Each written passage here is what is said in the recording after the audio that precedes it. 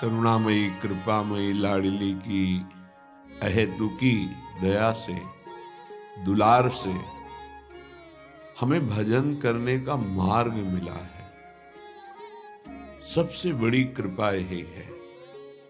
बड़े बड़े भगवत प्रेमी महापुरुषों ने अपने हृदय की अनुभव की बात कही कि यदि श्री भगवान तुम्हें सत्संग दे दे और तुम्हारी ये समझ में आ जाए कि नाम जप करना हमारे जीवन का परम लाभ है, तो फिर ये समझ लो कि भगवान के पास इससे कीमती वस्तु नहीं है जो आपको दे दे।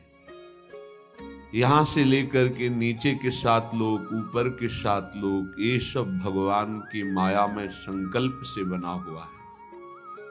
इसमें कुछ भी स्थायी नहीं, सब परिवर्तनशील है। आ ब्रह्म स्तंभ पर्यंतम सर्वम मायामयम जगत सत्यम सत्यम पुनः सत्यम हरिर्नामैव केवलम। सत्य है पुनः कहता हूं सत्य है, तो केवल हरिनाम भगवन नाम सत्य है। यदि नाम जपने की रुचि मिल गई, नाम में प्रीति हो गई, तो आप ऐसा समझो कि श्री भगवान के पास अब इससे कीमती वस्तु देने को नहीं है। वो बड़े भाग्यशाली हैं जो परम धन नाम में रुचि कर रहे हैं, नाम जपने का अभ्यास कर रहे हैं, नाम को अपना परम धन मान करके अधिक से अधिक संग्रह कर रहे हैं। अब नाम जप में प्रारंभ में ही रुचि हो जाना ये तो बहुत कठिन बात है। इसीलिए कहा कि भजन न होई संग बिनु, भजन बिना नहीं प्रेम। बिना भजनानंदी भगवत प्रेमी महात्मा के भजन नहीं हो सकता, और बिना भजन के भगवत प्रेम नहीं हो, बिना प्रेम के भगवत साक्षात्कार नहीं होता। प्रेम ते प्रगट होए मैं जाना। प्रेम अगर आ जाए तो भगवत दर्शन हो जाए। प्रेम कैसे आएगा? भजन से आएगा। भजन कैसे होगा? भगवत प्रेमी महात्मा के संग से होगा। भगवत प्रेमी महात्मा का मिलना ये केवल भगवत कृपा से ही होता है। जब द्रवहि दीन दयालु राघो, तो साधु संगति पाइए। भगवान जिस पर बरस पड़ते हैं उसे संत समागम प्रदान करते हैं। बहुत तरह की तपस्याएं, साधनाएं हैं। कभी कभी भ्रम हो जाता है और हम सच्चे मार्ग से भ्रमित होकर के देहाभिमान पुष्ट करने वाले मार्ग में पुनः अपने को अग्रसर कर लेते हैं। जैसे हम अन्न नहीं पाते, हम ये त्याग करते हैं, हम ऐसा, तो वो सब देह भाव के अंतर्गत है। जो प्रेम है या भगवत तत्व है वो इन सब बातों का महत्व नहीं करता है। आपका भगवत चिंतन कितना बनता है, आपका देह भाव कितना छोटा है, आपका जगत चिंतन कितना छोटा है, ये खास बात होती है। अध्यात्म को बिना किसी अध्यात्म सिद्ध महापुरुष के नहीं जाना जा सकता। साधारण धर्म को बिना धर्मात्मा के नहीं जाना जा सकता। फिर असाधारण महान भागवत धर्म के ऊपर विराजमान प्रेम धर्म, इसको कैसे जाना जा सकता है? इसीलिए रेमन रसकन संग बिन रंच न उपजय प्रेम।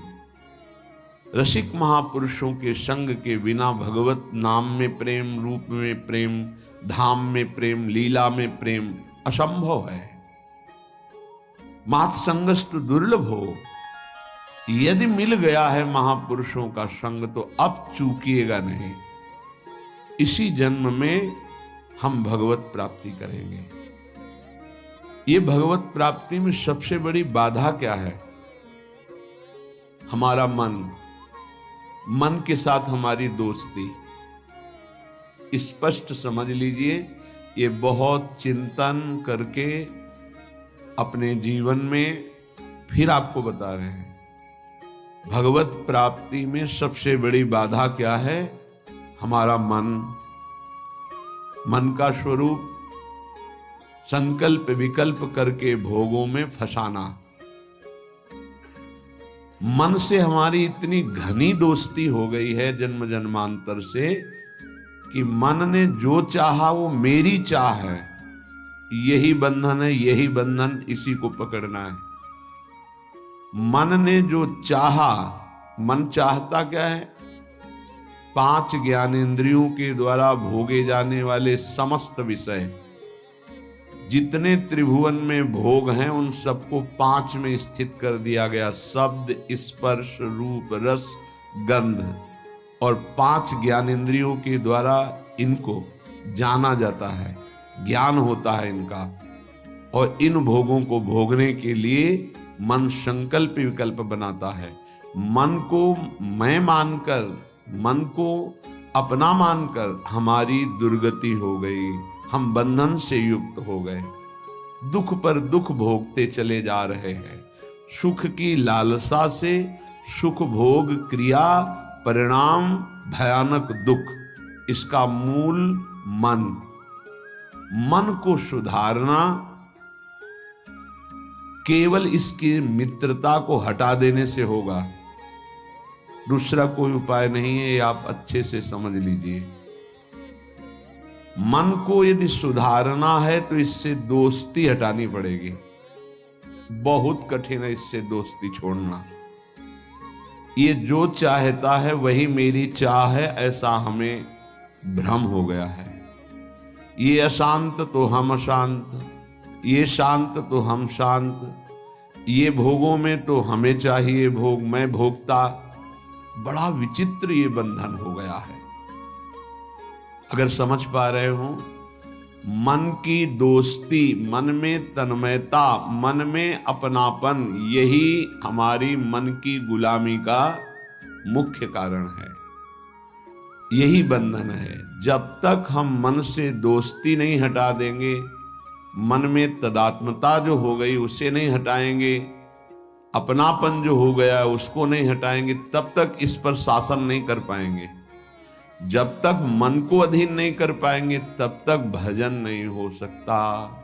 भजन की बातें हो सकती हैं, फिर भजन की बातों से हम सम्मान चाहते हैं, रुपया चाहते हैं, नाना प्रकार के भोग चाहते हैं, मनोकामनाओं की पूर्ति चाहते हैं। वो इन के इन प्रकार फंसा के ही रखता है, वो मुक्त नहीं होने देता।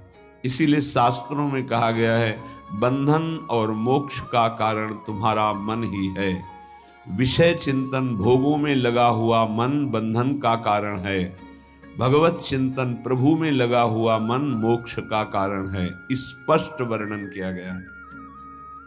इसलिए धैर्य पूर्वक अंतर्मुख होकर के इस मन से दोस्ती हटा दीजिए। ये बिना सत्संग के आप इस युक्ति को नहीं जान पाएंगे। आप इंद्रियां नहीं हैं, आप मन नहीं हैं, आप शरीर नहीं हैं, आप प्राण नहीं हैं, आप भगवान के अंश हैं, ये प्रकृति के अंश हैं, आप परमात्मा के अंश हैं। अपने को भूलकर इनकी अधीनता स्वीकार करके हमारी ये दुर्गति हो गई कि हम तुच्छ विषयों के अधीन हो गए। ऐसा लगता है यदि मन हमारा साथ नहीं देगा तो हम तो किसी काम के नहीं रह गए। अगर हम भोग नहीं भोगेंगे तो हमारा जीवन ही क्या रह गया। ये भ्रम बैठ गया है। यद्यपि आप पूर्ण काम हैं, आपको किसी भी वस्तु व्यक्ति स्थान भोग की किंचित मात्र आवश्यकता नहीं है, पर आपका ये मन आपको अधीन करके भोगों में सुख है, यही जीवन है, यही लाभ है, ऐसा भ्रम करा दिया है। उसी भ्रम को दूर कराने के लिए श्री भगवान गुरुदेव के रूप से, शास्त्र रूप से, नाना प्रकार के धर्मार्थ कार्यों के रूप से, कि इससे मन पवित्र होगा। पवित्र मन निष्काम होता है, अपवित्र मन कामी होता है। जब तक मन पवित्र नहीं होगा तब तक प्रभु से प्रेम या प्रभु का तन्मयता पूर्वक भजन असंभव। निर्मल मन जन सो मोहि पावा। निर्मल मन प्रभु के नाम, प्रभु के धाम, प्रभु की लीला, प्रभु के रूप, इन्हीं से निर्मल होता है। संसार का नाम, संसार का रूप, संसार की जो त्रिगुणात्मका माया के द्वारा खेले जाना वाला खेल है, ये सब मलिन करने वाला है मन को, और हम इसी में लगाए हैं, इसीलिए हमारी दुर्दशा हो रही है। बिल्कुल सच्ची मानिए, ये हमारे इस समय शत्रु पक्ष का काम कर रहे हैं, मन और इंद्रियां। देखो, कई बार का ध्यान दीजिए, पैसा दे के ये जानते हैं कि इसमें जो नाटक हो रहा है वो बिल्कुल झूठा है। आप जाते हैं, आप वहां 3 घंटे बैठते हैं, कोई मन को विक्षेप नहीं, कोई मन भागेगा नहीं कहीं, आराम से आपको 3 घंटे साथ देगा। लेकिन 30 मिनट माला उठाइए, देखिए फिर इसकी चाल कितना भागता है। तो शत्रु हुआ या मित्र, गलत कार्य के लिए पूरा तन्मयता होकर साथ देगा, भगवत कार्य के लिए एकदम खिलाफ हो जाएगा। तो इसकी चाल को नहीं समझ रहे। हमारा मन हमारा दुश्मन है इस समय। इससे हमारी मित्रता का मतलब है बंधन, मित्रता का मतलब है सर्वनाश। बहुत बहुत सावधानी की जरूरत है। ये मन 5 मिनट ऐसी चेष्टा करा देगा, आजीवन कारावास। कुछ क्षण ऐसी चेष्टा करा देगा, फांसी की सजा। कुछ क्षण ऐसे पाप करा देगा, नहीं कोई जानेगा, तो अंदर से भयानक रोगों की उत्पत्ति, अशांति, हृदय का हर समय दाह युक्त होकर जलना, बहुत प्रकार से कष्ट ही कष्ट देने वाला है। दुख योनयः, इससे दुख ही प्रकट होता है। इसलिए उपासक अपने आप को और मन को अलग करना सीखे।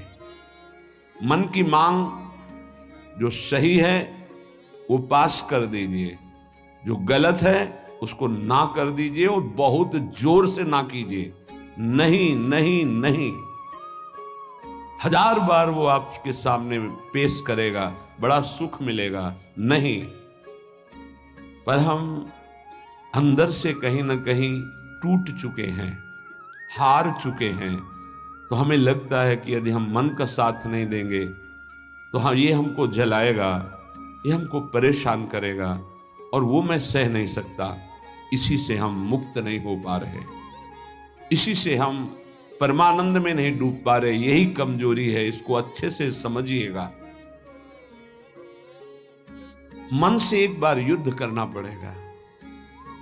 यदि इतना सत्संग के द्वारा हम विवेक प्राप्त कर ले कि ये मैं नहीं हूं मन, ये मेरा नहीं है मन, प्रकृति का अंश है, बस फिर तो आप लड़ सकते हैं। और जब मेरा मन, तो आपकी सामर्थ्य नहीं कि ना बोल सकें। जबान से ना बोलेंगे, कदम वहीं चलेंगे जिधर मन ले जाएगा। ये बड़ा सूक्ष्म विषय, इसको समझ लीजिए। सब का सब पूरा अध्यात्म इसी बात पर टिका हुआ है। अगर मन निर्मल तो भगवत साक्षात्कार, मन निर्मल तो स्वरूप स्थित, मन मलिन तो दुर्गति। सारी साधना का फल मन को शांत कर लेना, निर्मल कर लेना, मन को अपने शासन में ले आना। पर यह तभी होगा जब इससे दोस्ती हटाएं। यहां दोस्ती क्या, मन की मांग मतलब मेरी मांग, मेरी मांग मतलब अब पूर्ण ही होना चाहिए, कुछ भी हो। इसी से पापाचरण बनते हैं और मन मलिन हो जाता है। हम और मन के अधीन हो जाते हैं, वो हमें और ऐसी स्थिति ले आता है कि मेरे से कहां भजन साधन, और पूरा जीवन व्यर्थ हो जाता है। श्रीपाद प्रबोधानंद जी महाराज कहते हैं, जागर्ति दुंदभिरवः परमोत्र राधा वृंदावने वन इति प्रकटः पुराणे तस्या विधेयमसमूर्ध महानुराग मूर्तेस् तदंगनमपोहे हरिम क्व पश्ये। हे भाई, मेरी बात सुनो और जाग जाओ। ये मोह निद्रा में तुम सो करके अपने जीवन को नष्ट कर रहे हो। क्या सोना है? ये मेरी पत्नी, मेरा पुत्र, मेरा मकान, मेरी संपत्ति और इतना एकत्रित कर लिया है, अब और आगे इतना एकत्रित करूंगा, ये भोग लिया है, आगे ये भोग लूंगा, ऐसा ऐसा। ये स्वप्न चल रहा है। मोह निशा सब सोवनिहारा, देखें स्वप्न अनेक प्रकारा।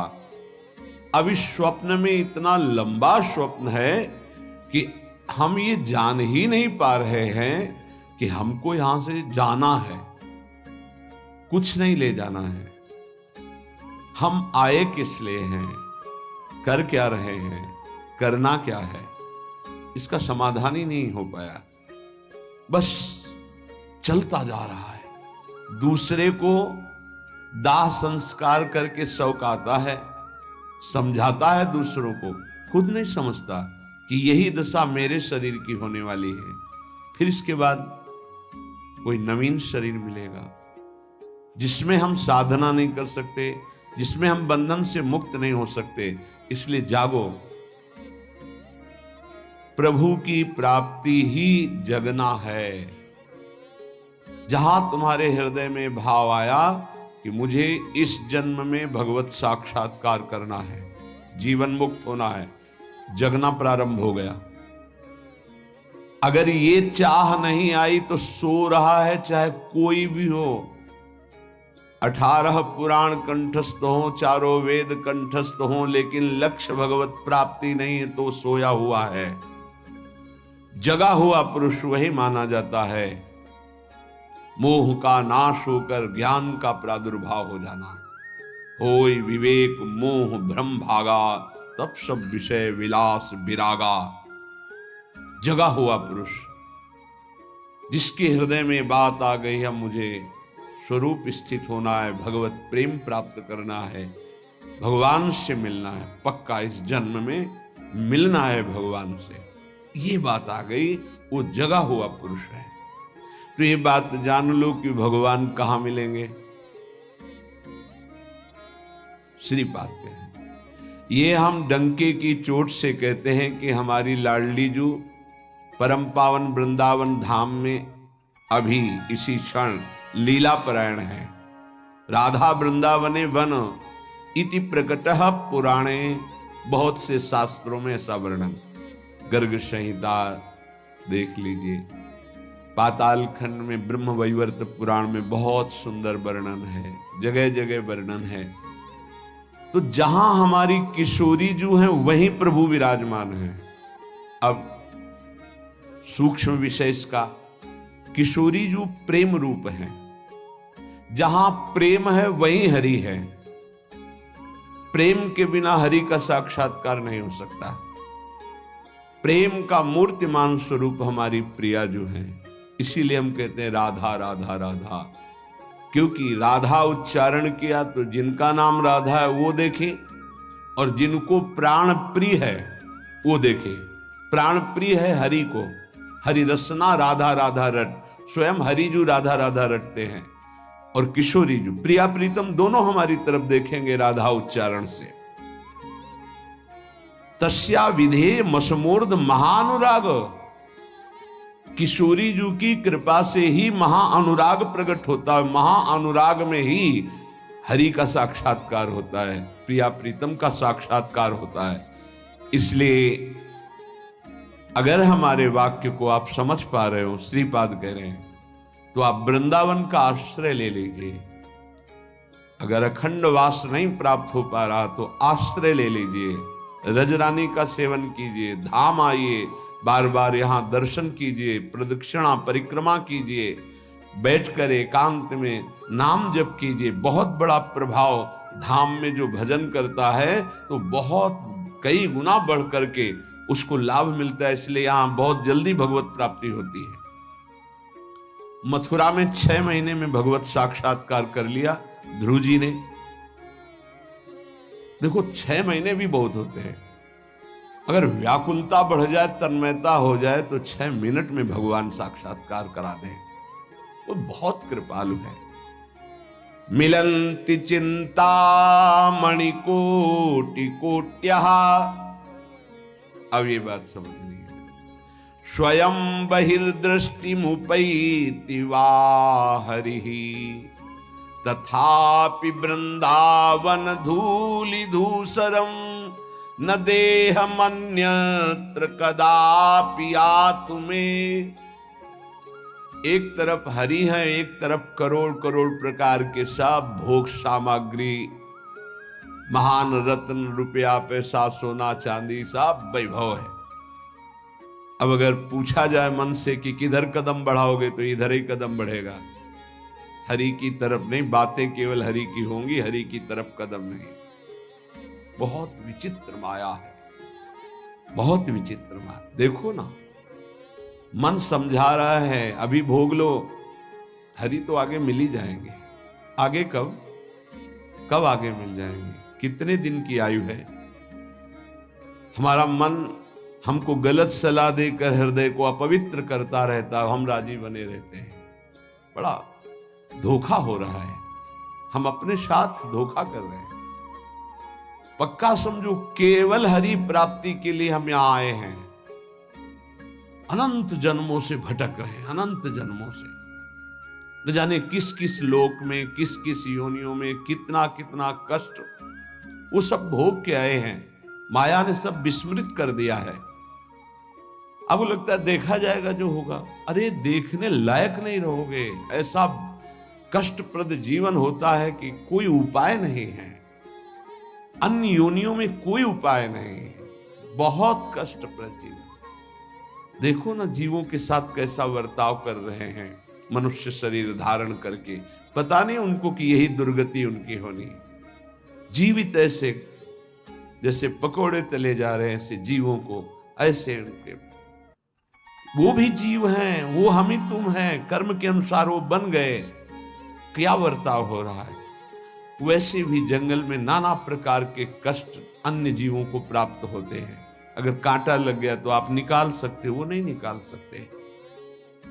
एकमात्र मानव देह है जिससे आप इस माया प्रपंच से मुक्त हो सकते हैं। यहां आना बुरा नहीं है, लेकिन कर्म बंधनों से आना बुरा है। जैसे जेल में दोनों रहते हैं, जेलर भी और कैदी भी। कैदी बन करके रहना ठीक नहीं, जेलर वहीं रहता है, उसको कोई बंधन थोड़ी। ऐसे ही कारक महापुरुष के रूप में जगत में आना बड़ा सुखद है। भगवान का यश गान करते हुए भगवत भाव में स्थित, भगवत स्वरूप में स्थित लाखों बार भेजे प्रभु, कोई परेशानी नहीं। ये जो कर्म बंधन से युक्त होकर आना है, इसे मिटाना है। ये संसार तब तक दुखद है जब तक भोग वासना है। भोग वासना हटी की परमानंद ही है दसों दिशाओं में, क्योंकि वही साक्षात आनंद मूर्ति भगवान ही सब रूपों। मत्तः परतरम नान्यत् किंचिदस्ति धनंजय, किंचन मात्र मेरे सिवा कोई नहीं है। वही परमानंद प्रभु विराजमान है। आपकी कसौटी है मिलत चिंतामणि कोटि कोट्यः स्वयं बहिर्दृष्टि मुपैति वा हरि। एक तरफ हरि है, एक तरफ नाना प्रकार के रत्न भोग सामग्री हैं। तुम्हारा मन उधर आकर्षित होगा, लेकिन तुम्हें उधर नहीं जाना, हरि की तरफ बढ़ाना है कदम। यहां तो बहुत छोटा स्तर गिरा हुआ है हमारी साधना का। अगर हमारे मनोनुकूल भोजन मिल गया तो प्रभु को भूल जाएंगे और उसका स्वाद लेने में हम समय अपना नष्ट कर देंगे। एक रसेंद्री का विषय, ऐसे हर इंद्री का विषय आप देख लीजिए। आपके मनोनुकूल कोई गाना, कोई नाटक, कोई सिनेमा, कोई आप देख लीजिए, प्रभु को भूल जाएंगे आप उस समय, और उस पे आपका मन तन्मय हो जाएगा। कितनी छोटी गिरी हुई स्थिति है। त्रिभुवन का कोई भी आकर्षण हमारा नाम न छुटवा पावे, भगवत स्मृति न छुटवा पावे, तब तो साधना मानी जाएगी। बिल्कुल सावधान। श्रीधाम वृंदावन का जो वास है, आश्रय है, ये बहुत जोर का है। आश्रय से ही भगवत प्राप्ति हो जाएगी।